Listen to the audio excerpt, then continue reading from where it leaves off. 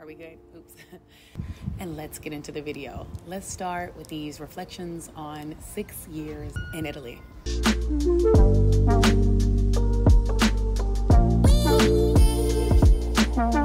Ciao y'all, NaturallyKenya here, and welcome back to my channel.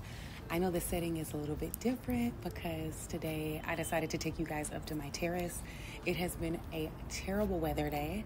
The whole weekend actually has been rainy and just really cloudy, just dreary all around. And I decided for this 6th year anniversary in Italy reflection, it would be nice to take you into the sunlight, into a little bit of Italian and Roman sunshine for a few reflections. Okay, so if you don't know, last year I put out a video about my 5-year Italian anniversary, and I decided to keep it going. I decided, why not reflect on the same questions that were in that video every year that I'm in Italy. And I don't know how long that's going to last, but I wanted to keep the tradition going, at least for now. So let's get into these questions. If you're new here, my name is Kenya. Yes, like the country, and I'm an American girl living abroad in Rome, Italy, documenting my life and sharing it with all of you.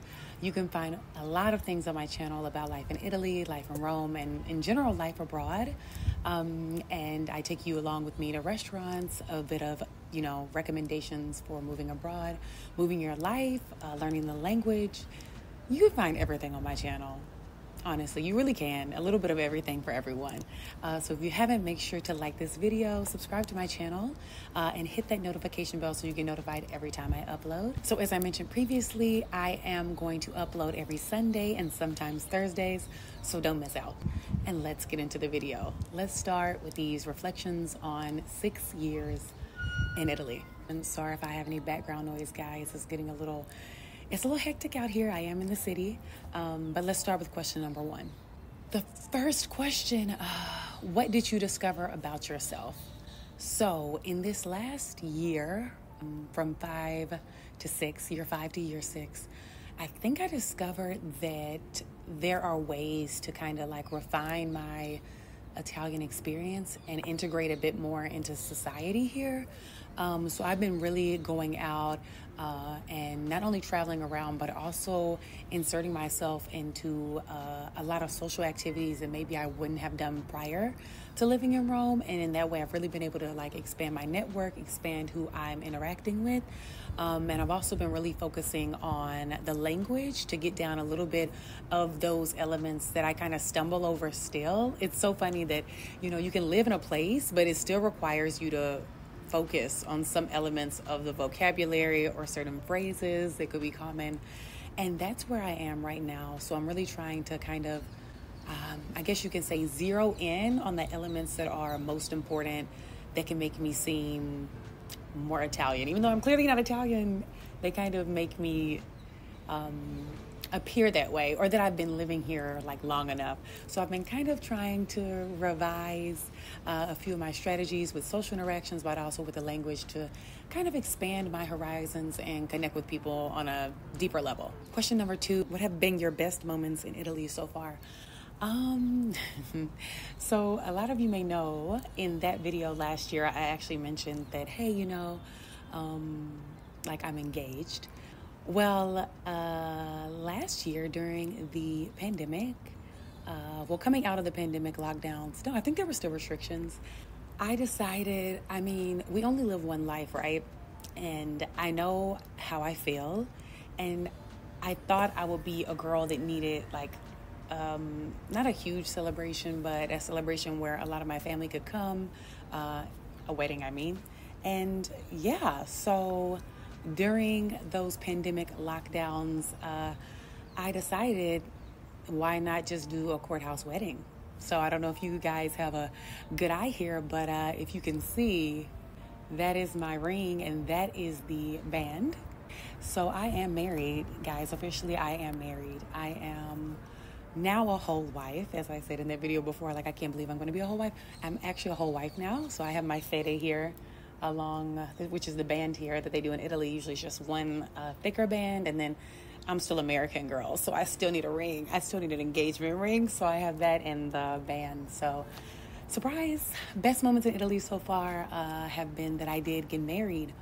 Now, I'm not sure if I'm going to throw out all the photos and videos from that experience, but those closest to me, you know what it was like. I've showed you the photos. There's the bell, so that's funny. There's the bell. But yeah, so I have gotten married. I'm officially a wife now, so sorry guys, I'm off the market. So the next question, what worries you most about your future in Italy? I think it would have to be some of the elements that I reflected on in year 5. Coming out of the pandemic, I can still see how there's a little bit of instability with the job market and also just overall the financial situation in Italy. So that kind of worries me a bit because, I mean, the situation wasn't stellar prior to. Well, depends on how you think of it and who you talk to. But I do think things are like on the come up after the pandemic. So that was a bit worrying during that time because a lot of businesses closed down. A lot of people had to change jobs. So it's been a lot, I think, for a lot of people in Italy. And what worried me most was that, or what worries me most about being in Italy would be just that inconsistency. You just never really know what the next day can bring. And a lot of things have happened, not only in Italy, but also abroad in the U.S. It's just a little bit of instability. So I would say that I still have the same answer kind of as last year with this. And it's that kind of getting to a wall and like what I want for my life here. Yeah, I think that's really what worries me the most, I would say, but it's not something I think about every day. So next question, if you had the opportunity, what would you tell your childhood self? I know I said last year, I think, to make sure you open that Italian book. Okay, I'm going to say the same thing, but dig deeper into the grammar, specifically subjunctive, congiuntiva. What is that? Still, it confuses me today. I would say dig deeper there, but also I would tell my childhood self to not hold back on what you're capable of. Like, don't hold back on your personality. Don't hold back on your knowledge, because I honestly feel like when I came to Italy, like I had already had a lot of experience in the U.S. working, studying, and being able to apply a lot of those skills. And when I came to Italy, it's interesting how a new environment can make you sometimes like restrict your knowledge base or be shy about what you're capable of. And I think that was something that came across my plate this year, is that I realized, like, in the U.S., I didn't have this timid nature when it came to my capabilities, is somehow being in like a new environment and being abroad sometimes highlights. And I've been really working on that this whole year, but also I've been doing a really good job on like doubling down on the confidence that I have in my skills, because I do have a lot. Like, I don't know if that's just like a personal thing or if it's something that we all have to kind of learn about ourselves, is that everyone is capable of something and they have some knowledge base that can be applied to anything you do in life, even if it's not a direct connection to what you're doing.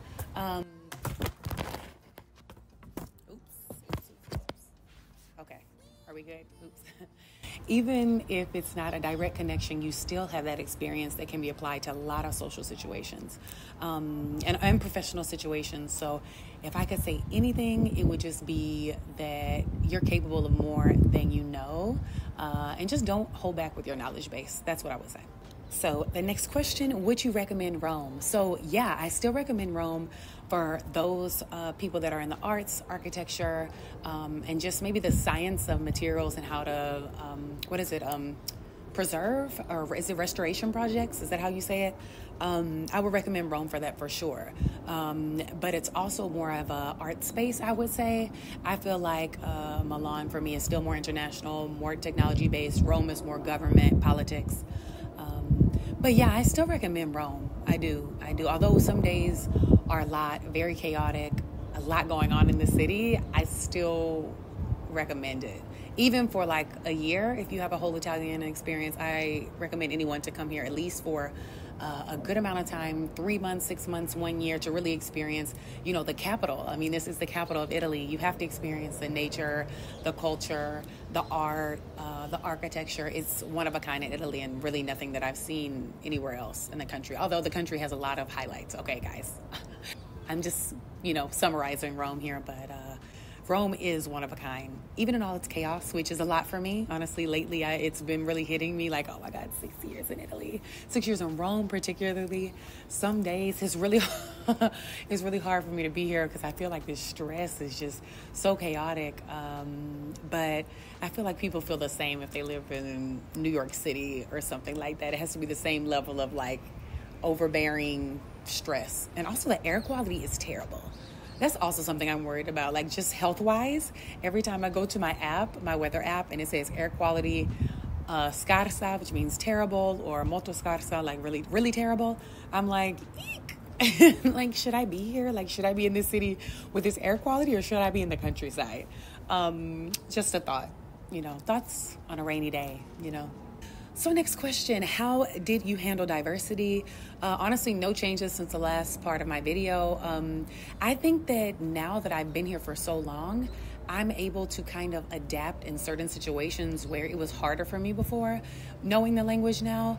So for me, strangely enough, I'm starting to like disappear. At least I feel that way. Some Italians, they can let me know. But I honestly feel like I'm starting to behave in a more Italian style, like even my mannerisms, speaking in the language. It's becoming more, how can I say it? It's becoming more natural to me.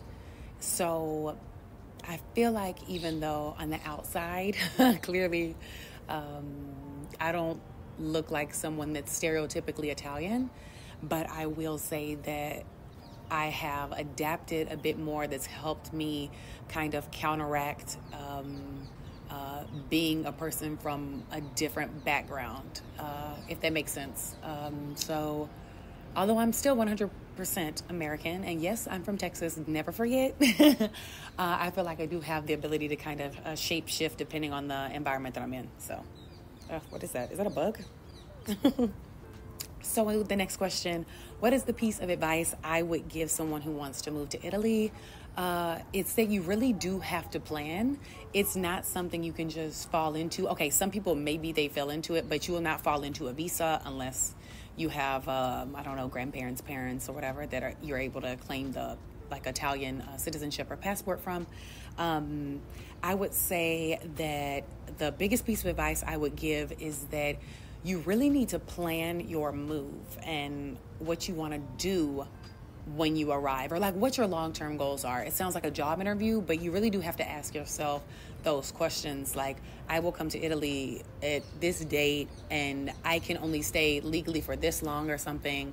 Or maybe I want a study visa so I can stay a bit longer, but also getting a degree. You have to plan it out, because it's not so straightforward. You can't just come here and figure it out. Italy's not one of those countries where you can just come here, figure it out, and I'm going to stay here forever. That's not how it works. I'm sorry to, burst your bubble, but legally, to do it the correct way, you have to put in effort. You have to put in a bit of planning. So that's the best advice I would give, is that kind of set like maybe a 1-year plan at first, involving like visa and how long you can stay, and then from that point on, I would say maybe create a 1 to 3 year plan and see what that looks like. I would never think that I would be in Italy for 6 years, so I didn't plan for 6 years. I did plan for like 2 though. I can say honestly, I planned for about 2.5 in my plan. And it worked out, and somehow I'm still here 3 years after that, so 6 years total. So the next question, I want to move to Italy. What is my best first step? How can I move to Italy too? I honestly say that goes into my last question. So if you can package those up, I would just say, make sure you plan it out. Have a plan B. Guys, please, I cannot stress, have a plan B. Italy's fantastic, but there are a lot of amazing countries in the world. I never say Italy's the best. I never say the U.S. is the best. No country is the absolute best. There's just pros and cons of every place, like in that video I put out on my channel. So you guys do it what you want, but every place has pros and cons. So I would say have a plan B, and maybe you have another country you'd like to visit, like to live in, like to work in. Just keep it a little bit versatile. So in that plan that you make for maybe 1 year to 3 years, make sure you have something else in there for like the what if this doesn't work out, what if the job opportunities are what I think they will be after I graduate with my degree in Italy, or What if I wanted to move to Spain? Could I do that from Italy? Just make a big plan that covers all bases if you do see yourself in Europe long term as a foreigner. It's just important you do it the right way. I mean, no one comes to the U.S. and they're able to do things illegally, so why should you get, the benefit of the doubt, and do it in the opposite way? So just make sure everything's correct on paper and that you have a bit of a plan B as a backup. It's never nice to overstay your welcome in any place, so make sure you have all your bases covered. Next question, do you get homesick? Okay, so I would say that this year, I don't really get homesick at all, but I would say that this year I've been more considerate about planning time to visit my family abroad, or they make time to come to visit me. To me, it's really, really important because during the pandemic, we had those 2 years where you couldn't really go either direction. To travel, it was really, really complicated. And now I have always seen the value in visiting my family, but now I really want to make an active effort to make sure that every 3 to 4 months I'm seeing somebody from my family, whether it be my sister that lives in Switzerland or my mom or anyone really in my family, to make sure that I have a bit of time with my side of the family. Obviously now I have my Italian family, which is great, but I still sometimes need my connection with my Texas family as well. So a little bit of value has gone on that over the last year as well. And then I'm sure if you saw my last update, maybe I'll link it here about where I've been. You'll know that I actually surprised my mom in New York with my sister. And that was one of those elements where I decided to do that because it had been a few months, 3 or 4 months since the last time I was in Texas. And I decided that was something valuable that I wanted to do. So I did it. So I would say I don't necessarily get homesick, but I am putting more value on family time for sure. As the sun is setting behind me. Okay, the next question. Who do you hope to become in the next 12 months? I have no idea. I have no idea. Who do I hope to become in the next 12 months? I hope to grow into my wife side a bit more. I'm so independent, guys. You really don't understand. I'm such an independent type of person. And I just want to allow that space for my husband to come in. I swear, guys, we need you too. We need you too. But it's when you're so used to being so driven and ambitious, it's hard to kind of sit back and be okay, I want to be soft now. I don't I want to be soft at home, So I'm working on that. That's something I hope to, grow into over the next 12 months. And then just obviously professionally, just being my most authentic self, expressing myself in the best way possible in my relationships and my friendships, and just making space for the things that work for me a bit more. I've been doing really, really well over the last year, since the beginning of this year, defining what I think is valuable in a relationship, not just romantic relationships, but also friendships, and also for myself, working out, prioritizing myself. And that's been a really, really big one. So I hope that in the next 12 months, I have my plan, not really a plan, but my schedule and my values more defined. Yeah, I would say that would be what I would want to work on in the next 12 months, is just cutting out the excess and continuing to focus on who I am as a person, what I want from life, and valuing those relationships that I do have, and making space for them as well, inside what I already have as a priority. So both.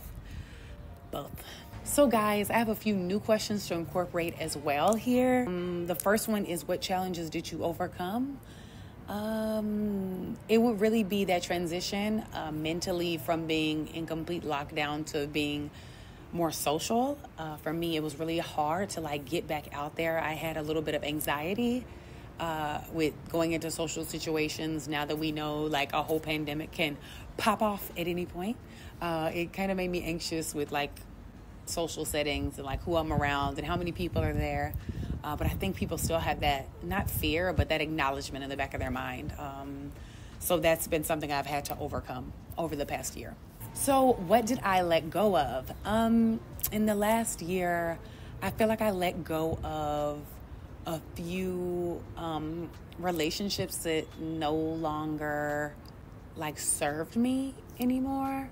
And not in a bad way, but just in a way that like I do feel like friendships and relationships have a season, and that you'll like connect with some people at a certain point, but maybe not in the future. Not because you have to have a falling out or an argument, but just because you've kind of grown apart. So I've kind of let those relationships kind of dwindle, but at the same time, I picked up really valuable relationships and connections along the way. So that will be something for sure that I've had to do over the past year. So a little bit of letting go, a little bit of connecting, both actually over this last period for me. So guys, that's all for this video. I just want to say thank you so much for watching and tuning in. I hope you enjoyed a little bit of these reflections for my 6-year Italian anniversary.